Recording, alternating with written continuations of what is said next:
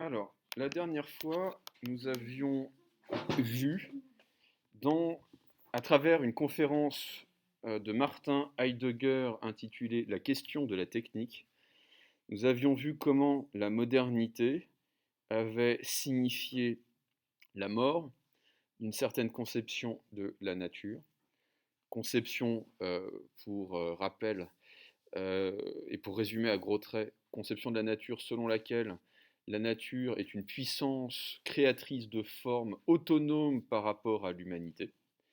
Et nous avons vu que cette nature disparaissait au profit de la matière.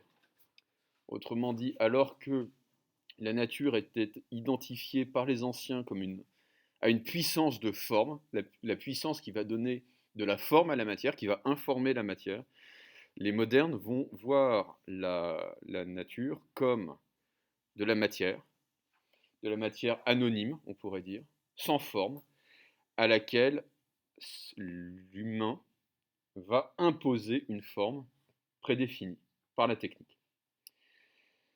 Donc, on va reprendre le fil de l'analyse de Heidegger et comprendre en fait comment la technique s'est transformée à la faveur de la modernité. Pour Aristote, la nature est ordonnée en fonction de quatre causes. Quatre causes. Autrement dit, ce qui cause l'existence de n'importe quelle réalité, c'est la conjonction de quatre causes. Premièrement, la cause matérielle.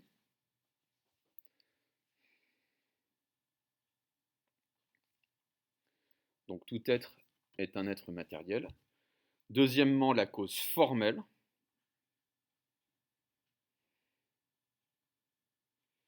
Tout être est doté d'une forme. Troisièmement, la cause finale, qu'on pourrait nommer but, ou motif, ou fonction. Et quatrièmement,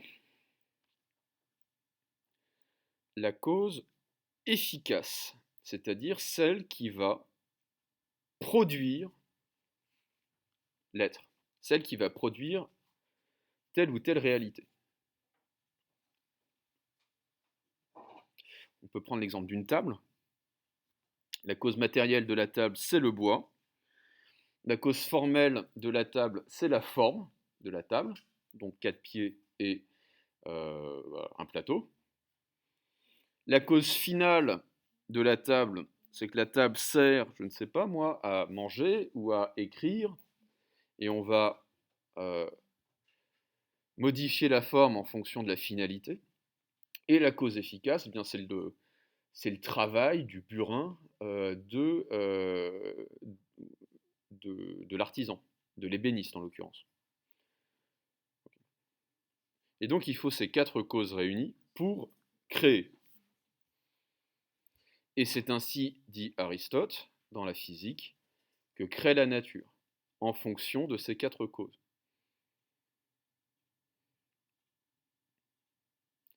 Alors, toute l'histoire de la philosophie jusqu'à la modernité va consister à réduire les quatre causes à une seule. La seule cause qui reste au XVIIe siècle, c'est la cause efficace ou la cause efficiente. Donc la cause qui produit.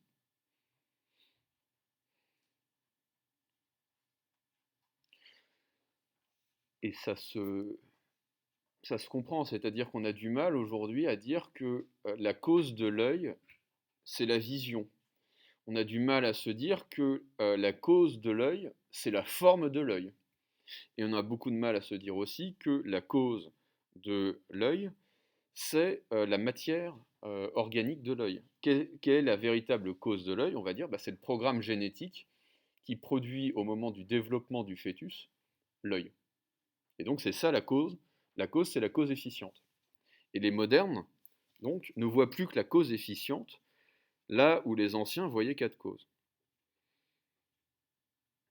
Et c'est très important à saisir, parce que, alors que l'activité technique devait prendre en compte ces 4 causes, la technique moderne ne prend plus en compte qu'une seule cause, la cause efficiente. La cause qui va produire.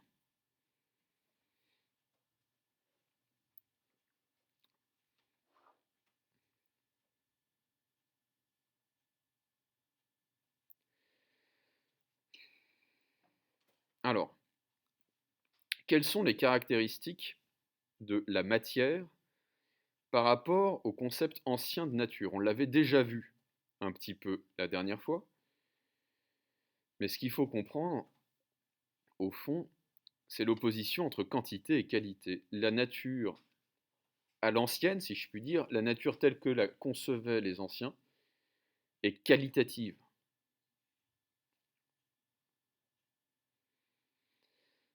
Elle est bienveillante ou malveillante, elle est belle ou laide, elle est favorable ou défavorable. On l'avait vu un petit peu avec le livre de Marcel Détienne où il expliquait que la nature était une figure d'autorité pour dire la vérité. La nature livrait une certaine vérité. La nature a une donc valeur qualitative. En particulier, la nature dicte son ordre à l'humanité. C'est ce qui va caractériser l'ordre naturel dans la pensée antique. Donc, la nature dicte son ordre à l'humanité. Et ce qui suppose que le technicien doit s'adapter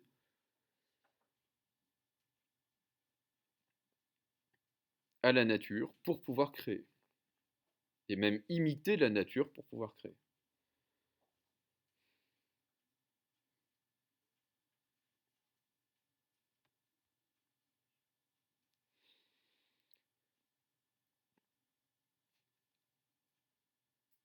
Comment la modernité conçoit-elle la matière?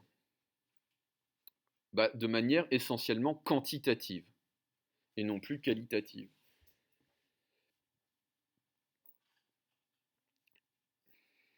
On peut penser à 2 dimensions de la matière. Premièrement, la matière est quantifiable en termes d'énergie.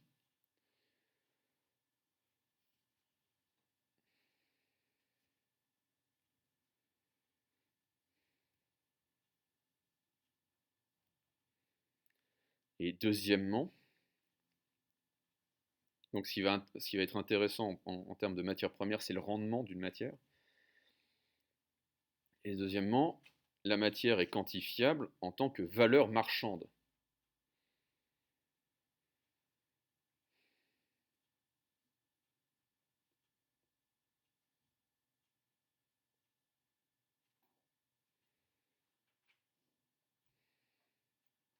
Et on va la chercher là où elle se trouve. Est-ce que vous savez quelle est la marchandise la plus rentable de l'histoire du commerce? Vous avez le droit de tout dire. Et non, ce n'est pas la cocaïne. C'est le poivre. Le poivre, 50 fois plus rentable que la cocaïne.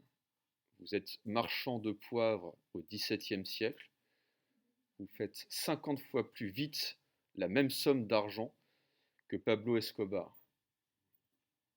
Okay. Et c'est pour ça qu'on va chercher le poivre.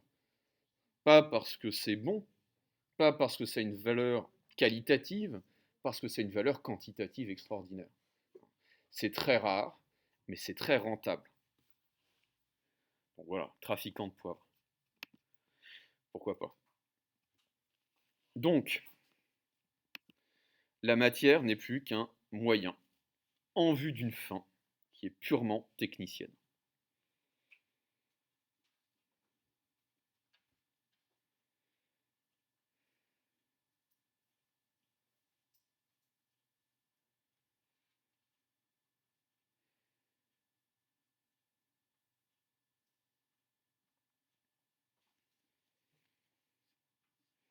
Alors,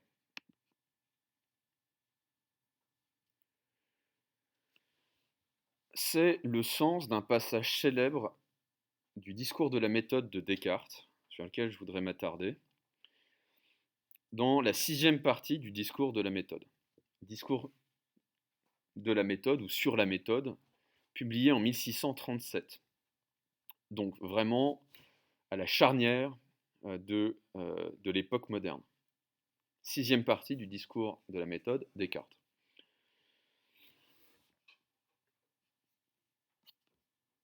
Alors, il faudrait que je retrouve le texte dans son intégralité.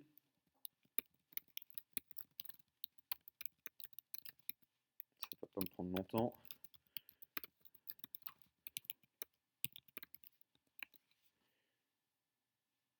Alors, excusez-moi. Hop. Donc,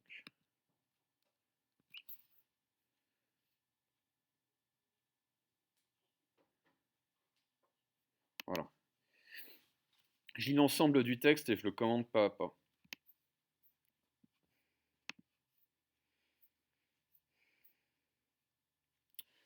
Sitôt que j'ai eu acquis quelques notions générales touchant la physique, et que, commençant à les éprouver en diverses difficultés particulières, j'ai remarqué jusqu'où elles peuvent conduire et combien elles diffèrent des principes dont on s'est servi jusqu'à présent, j'ai cru que je ne pouvais les tenir cachés sans pécher grandement contre la loi qui nous oblige à procurer, autant qu'il est en nous, autant que nous soyons capables donc, le bien général de tous les hommes.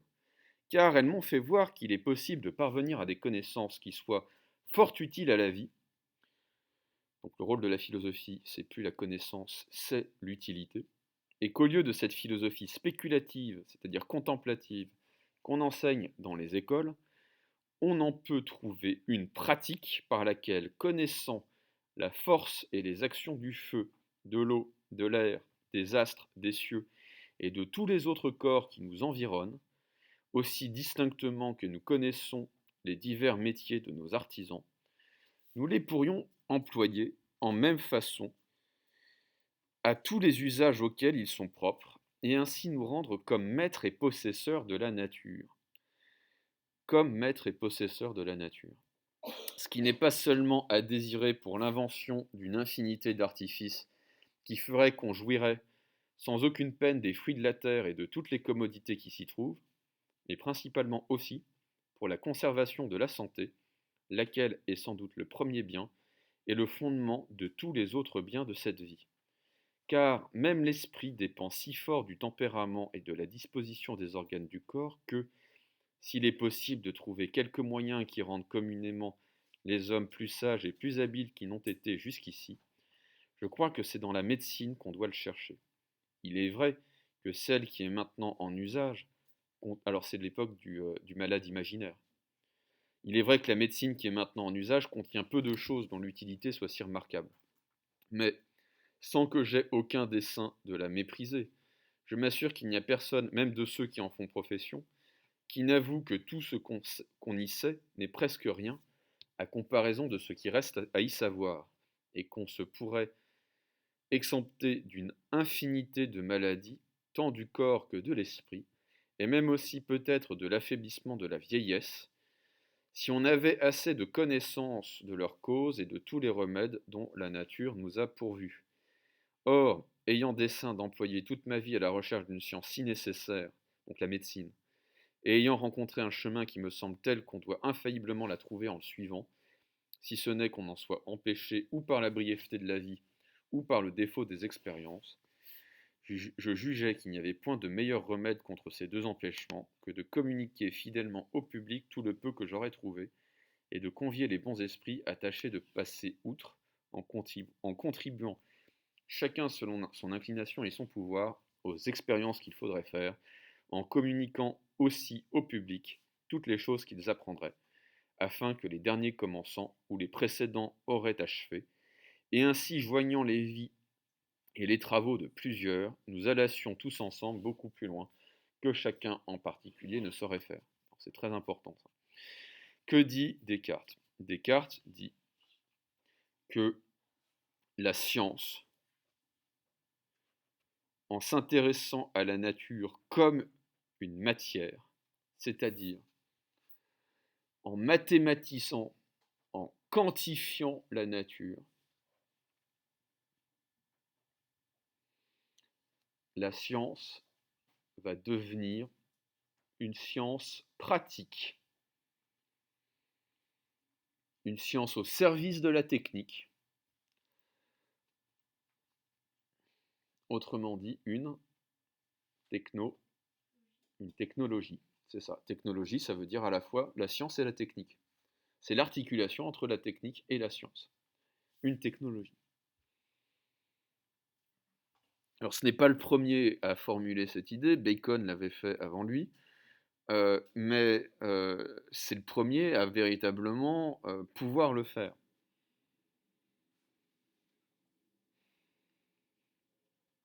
C'est-à-dire en avoir les moyens.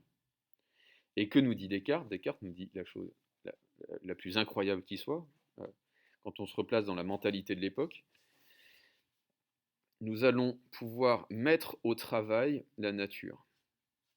Au lieu de travailler nous-mêmes, nous allons mettre la nature au travail, c'est-à-dire libérer l'énergie, parce qu'au fond le travail c'est de l'énergie, libérer l'énergie des forces naturelles.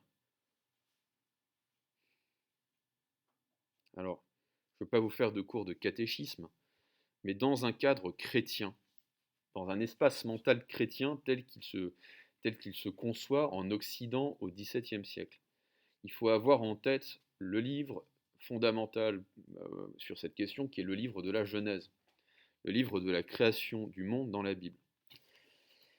Vous savez que ce qui caractérise le jardin d'Éden, c'est le fait que Adam et Ève n'ont pas à y travailler. Et ce qui va caractériser ce qu'on appelle la chute, c'est-à-dire l'expulsion par Dieu d'Adam et d'Ève, après qu'ils ont goûté du fruit de l'arbre de la connaissance, du bien et du mal, de la connaissance tout court, eh bien, c'est que Adam et Ève vont devoir travailler. Ils vont devoir travailler la terre.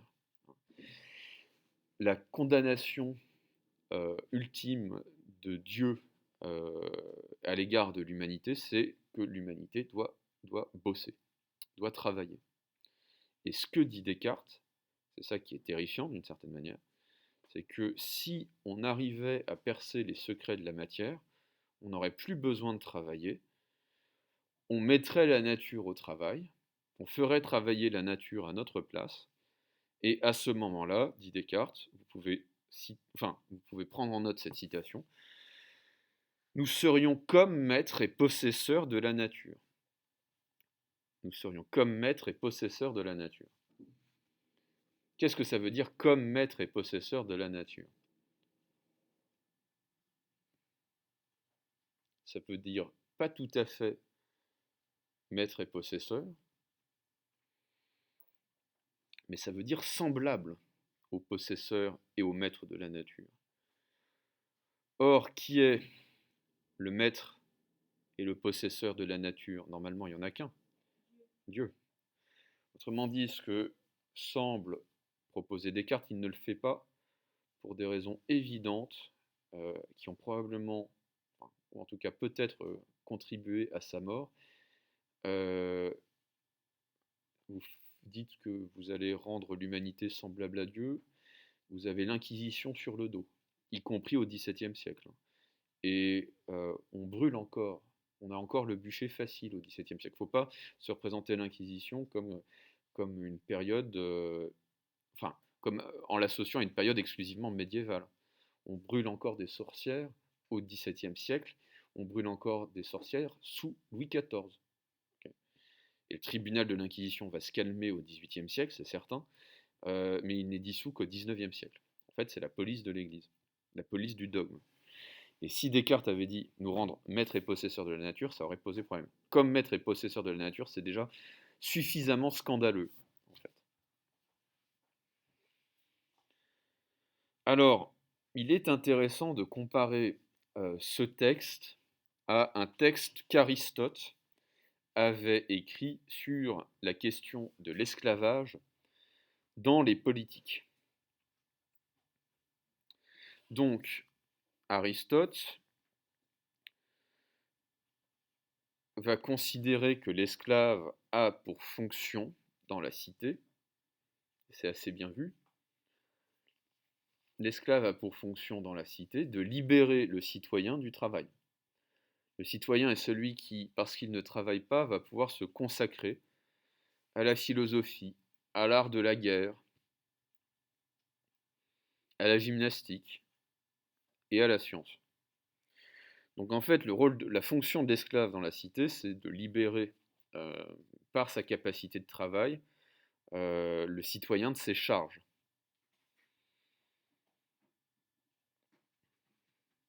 Et Aristote écrit, qu'est-ce qu'un esclave? C'est un instrument animé dont on est propriétaire.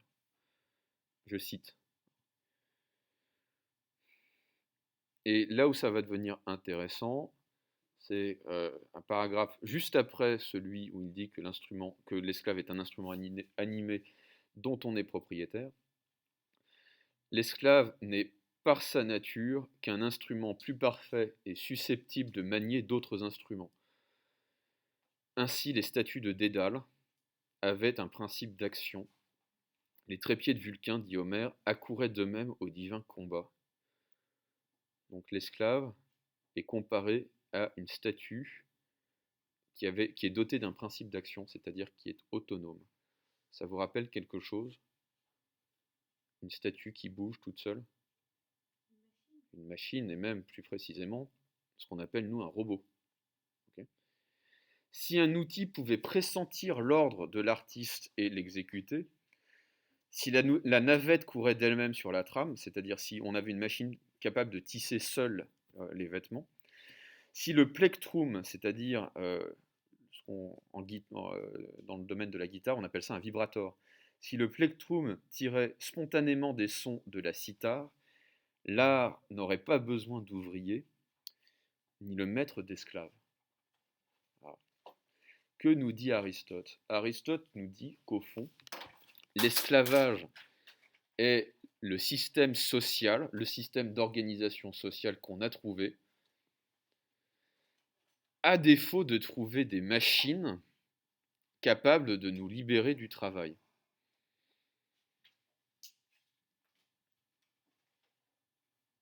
Donc, si on fait si on fait un anachronisme, on pourrait dire que ce que Aristote appelle de ses voeux, ce sont des machines qui travaillent à notre place, autrement dit des robots. Ce sont des machines qui font la guerre à notre place, c'est-à-dire des drones. Ce sont des machines qui jouent juste à notre place, qui chantent juste à notre place. Et évidemment, on peut penser à cette technologie des années 80,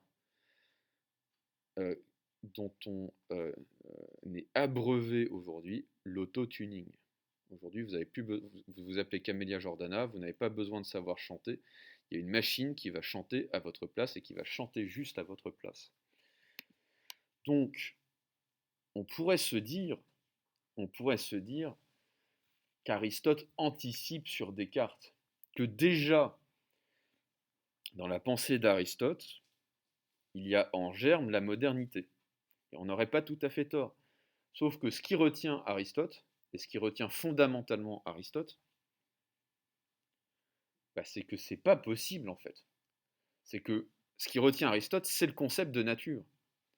La nature est une réalité autonome, et en fait, pour Aristote, la machine, ce n'est pas de la science-fiction, c'est du mythe. Ça ne relève pas de la réalité. Pour Descartes, ça relève de la réalité. On va pouvoir créer des automates, créer des robots qui auront la même autonomie que celle qu'avait la nature. Donc ça, il faut bien le comprendre. Qu'est-ce que c'est que la machine pour Descartes? La machine pour Descartes, c'est précisément ce qui va pouvoir prendre la place de la nature, parce que la machine va être capable de créer seul, de produire seul. Or, quelle était la seule réalité capable de produire seul avant l'invention de la machine? La nature. Et donc la machine prend la place de la nature, on va dire, dans l'espace mental occidental avec la modernité.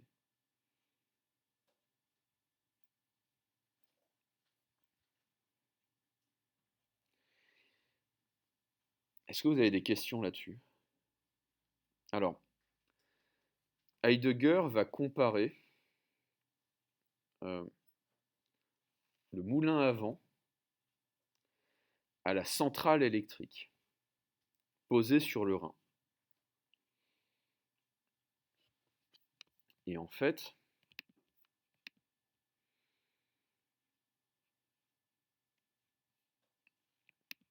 on va très bien comprendre ce qu'il veut dire. Le moulin à vent dépend du vent pour fonctionner. Il n'est pas autonome.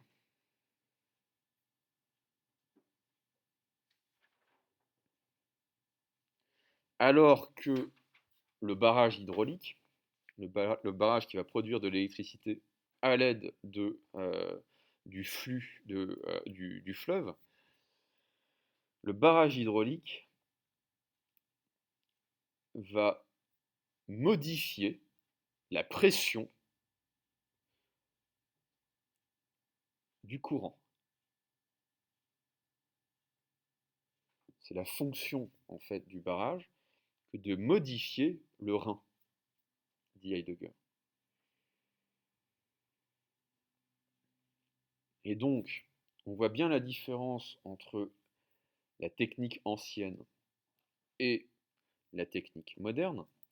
La technique ancienne accompagne le mouvement naturel. La technique moderne arrache l'énergie de la matière.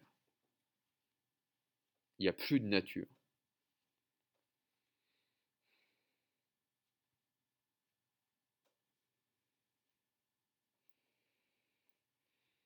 Et Heidegger, il écrit donc en 53, il va mourir, il me semble, dans les années 70, peut-être même avant cela. Heidegger va dire oui, mais la nature existe encore, puisque il y a des arbres, il y a des oiseaux, il y a des fleuves, euh, et il va avoir cette remarque qui est étonnante. Il va dire oui, en fait, le fleuve, l'arbre, tout ça, le paysage existe encore, mais il n'existe plus à la manière dont il existait dans l'Antiquité. Pourquoi? Parce que maintenant, un beau paysage, c'est un produit marketing.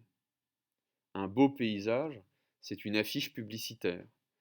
Un beau paysage, c'est de la matière première pour faire des photos. Alors il ne dit pas sur Instagram, mais c'est exactement ça. Aujourd'hui, le paysage ne sert qu'à des fins techniques, à des fins de reproduction. Le beau paysage, il est fait pour être reproduit et photographié. Je ne sais pas si vous avez vu sur Instagram, justement, euh, le, l'Office du tourisme de la Nouvelle-Zélande a créé une vidéo où en fait ils se moquent des touristes qui prennent sans cesse les mêmes clichés. Au sommet de la montagne surplombant un lac, un champ de je ne sais plus quelle fleur, etc., etc. Et ils disent en fait il y a autre chose à voir en Nouvelle-Zélande. Sauf que si vous voulez faire du like, c'est ça en fait la mise en perspective technique du paysage. Si vous voulez faire du like sur Instagram, il faut faire exactement la même photo que celle qui a fait du like 2 jours avant. C'est comme ça qu'on devient influenceuse.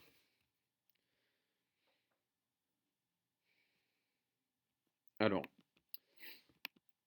Heidegger va dénoncer plus particulièrement, et en fait on le voit dans le texte de Descartes. C'est une illusion dangereuse. C'est une illusion dangereuse. La technique moderne va donner à l'être humain, ça il faut absolument le noter, la technique moderne va donner à l'être humain l'illusion de la maîtrise,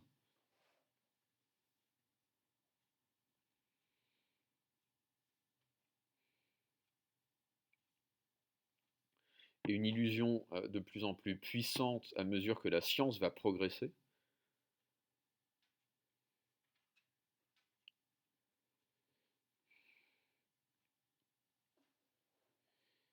Mais justement, l'être humain ne va pas se rendre compte qu'il devient l'esclave de la technique. Alors ça mérite quelques petits développements. Que nous dit Descartes à la fin du passage que je vous ai lu de la 6e partie du discours de la méthode? Descartes nous dit que la science de toutes les sciences, la reine des sciences, c'est la médecine. Or, pourquoi est-ce la médecine? Parce que en maîtrisant la nature de notre corps, nous pouvons être meilleurs, nous pouvons être plus sages, nous pouvons être en meilleure santé mentale, nous pouvons être en meilleure santé physique, nous pouvons, dit Descartes, nous pourrions nous débarrasser du fardeau de la vieillesse. On se demande si Tom Cruise n'y est pas arrivé. Nous pourrions devenir immortels, ou sinon immortels, prolonger notre espérance de vie de plusieurs siècles.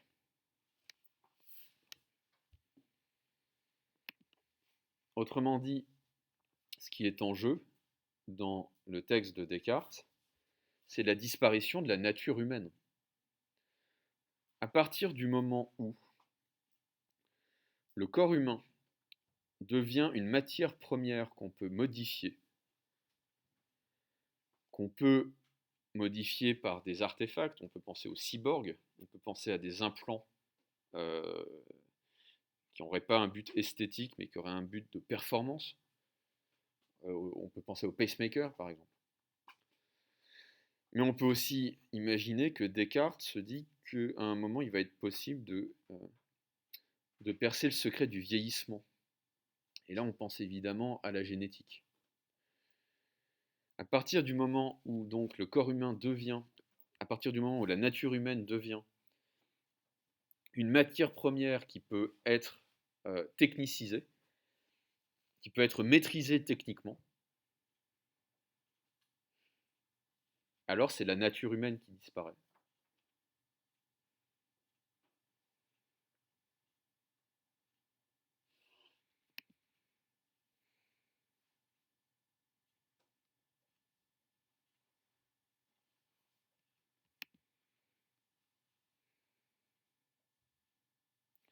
Donc l'être humain croit être dans une maîtrise totale de la technique. Or, et ça il faut le retenir, il est devenu un moyen technique. Il est devenu une matière qui fait l'objet d'une maîtrise technique.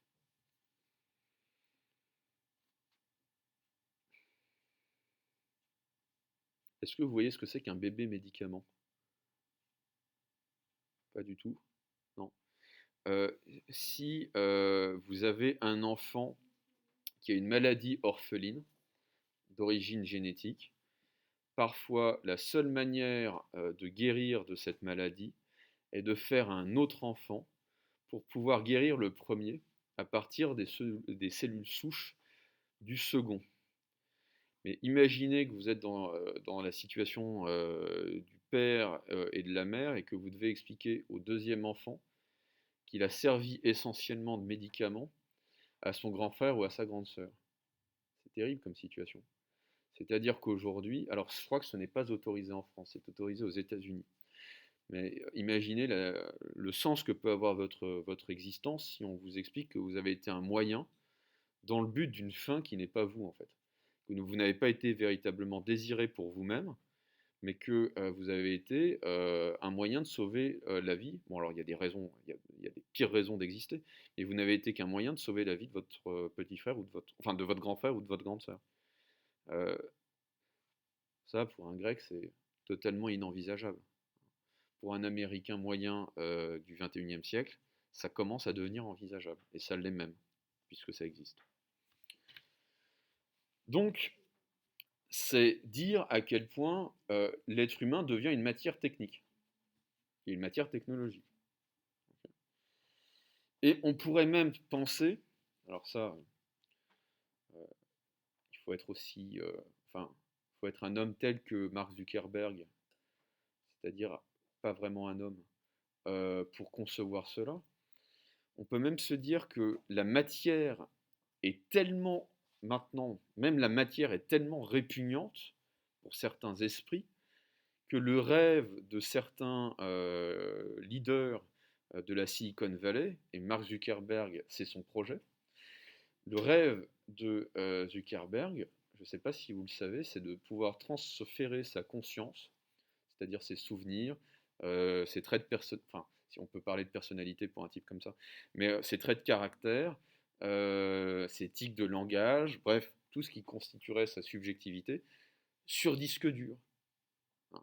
Pouvoir vivre sans corps et se transférer soi-même sur un disque dur SSD.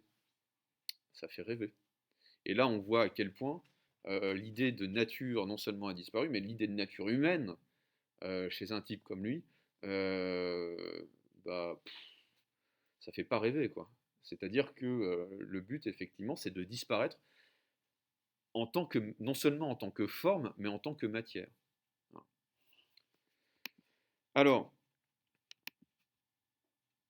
la thèse donc d'Heidegger, c'est que la technique moderne, ou plutôt plus encore la technique contemporaine, celle qui a percé le secret de l'atome et du gène,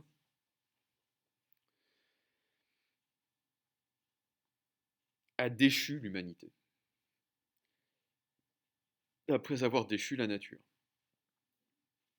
Oui, la technique moderne, et plus encore la technique contemporaine, a déchu l'humanité, après avoir déchu la nature.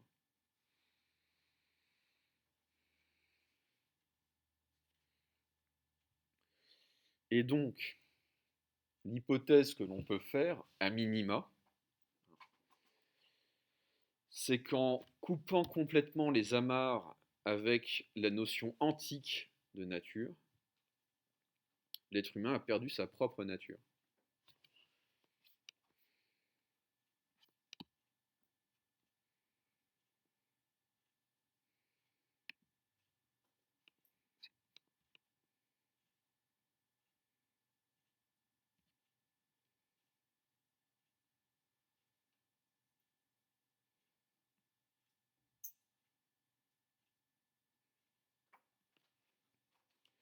Donc, c'est ce qu'on va voir,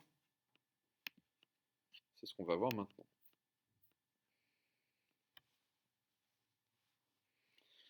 Donc,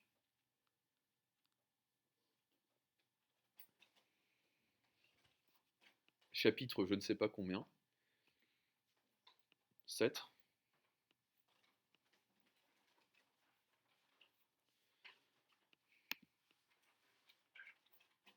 Y a-t-il une nature humaine? Y a-t-il une nature humaine?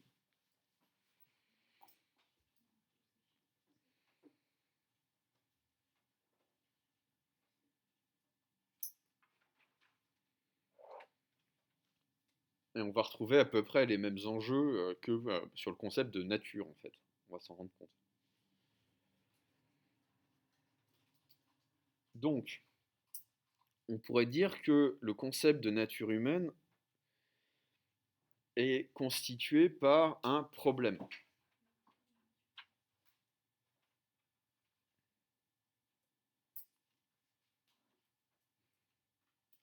Pourquoi? Parce que ce qui relève du naturel chez l'être humain le renvoie peut-être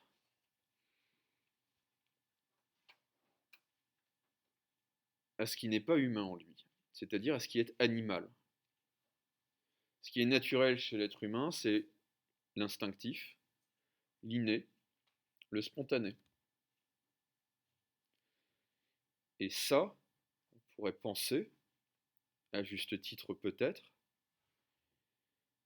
eh bien que ça le rapproche davantage de la bête que de l'être humain. Et ce qui relève du culturel, et non pas du naturel, est justement ce qui le rend humain. On pourrait dire que toutes les qualités humaines proviennent de la vie en société.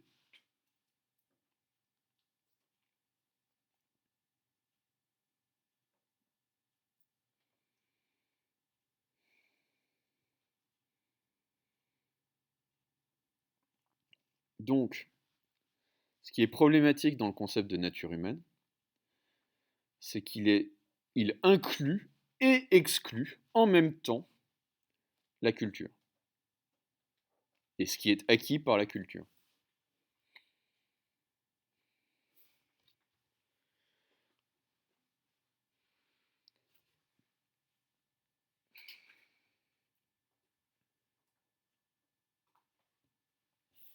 Alors, on va retrouver notre vieil ami Aristote, et en particulier, on va étudier un passage du livre 2 de l'Éthique à Nicomaque.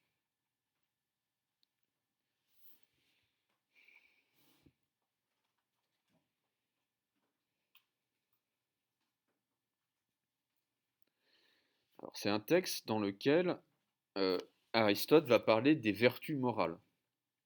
Et que va-t-il dire? Aucune des vertus morales, je cite, ne naît naturellement en nous.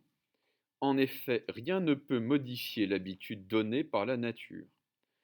Par exemple, la pierre qu'entraîne la pesanteur ne peut contracter l'habitude contraire, même si un nombre incalculable de fois on la jette en l'air. Autrement dit, on ne peut pas apprendre à une pierre à voler. On peut la balancer un nombre considérable de fois en l'air, ça ne lui apprendra pas à voler. Le feu monte et ne saurait descendre, et il en va de même pour tous les corps, qui ne peuvent modifier leur habitude originelle. Ce n'est donc ni par un effet de la nature, ni contrairement à la nature que les vertus naissent en nous. Nous sommes naturellement prédisposés à les acquérir, à condition de les perfectionner par l'habitude. De plus, pour tout ce qui nous est donné par la nature, nous n'obtenons d'elle que des dispositions, des possibilités. C'est à nous ensuite de les faire passer à l'acte. Alors c'est un texte qui est incroyablement compliqué à expliquer. Que dit Aristote? Qu'est-ce que la nature? Et en particulier, qu'est-ce que la nature humaine? La nature humaine, c'est ce qui ne peut pas être modifié dans l'être humain. C'est ce que commence par dire Aristote. La nature humaine est ce qui n'est pas modifiable. Et la preuve, et c'est le sens de l'analogie avec la pierre, c'est qu'on ne peut rien faire contre sa nature. On ne peut pas lutter contre sa nature. On peut lancer 100 fois une pierre en l'air, et bien la 101e fois, elle retombera quand même par terre. Elle n'aura pas appris à voler. Et donc rien ne peut nous permettre de développer une habitude contraire à notre nature. Aucune force, aucune puissance.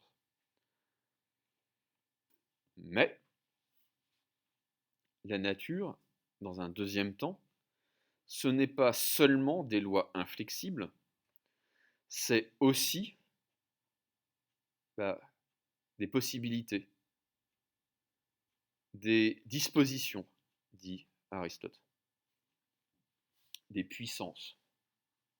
En grec, ça se dit dynamis, D-Y-N-A-M-I-S. On verra, on reprendra ça après les vacances que je vous souhaite bonnes et pas trop confinées si c'est possible.